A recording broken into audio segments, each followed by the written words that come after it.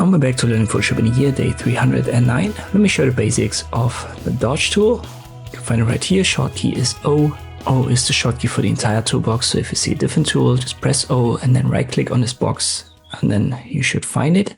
Once again, we get a regular brush. So you can set size, hardness, choose the presets up here on the top left. And then we also have range and exposure. Let me copy the original image here and then I left click to rasterize it. And now we can apply it. If I just left click and basically paint over it, you can see everything gets a little bit brighter.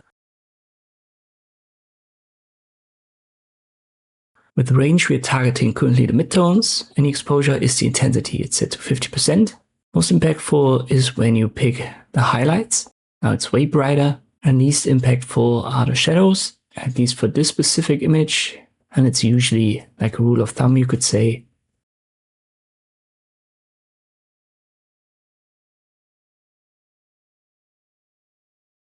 And as I've said, exposure is the intensity, so you can increase it to 100%, pick the highlights, and now it's very extreme brightening. Usually you want to keep the exposure low.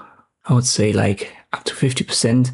To show you a quick use case, it's normally used to make the eyes pop a little bit. So copy this again, press Ctrl J, rasterize it. I'm going to set it to shadows and exposure 20%. If I now go over the eyes, you brighten them a little bit.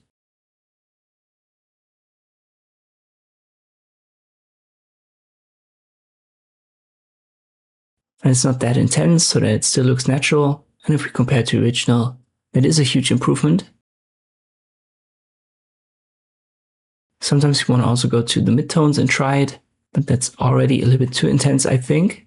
So in this case, I should have gone down a little bit with the exposure.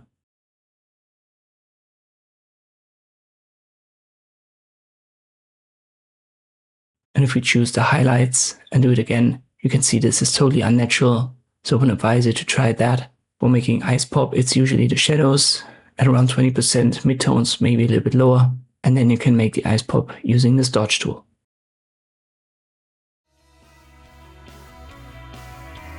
And these are the basics. I hope this video was helpful. Thank you for watching and I'll see you next time.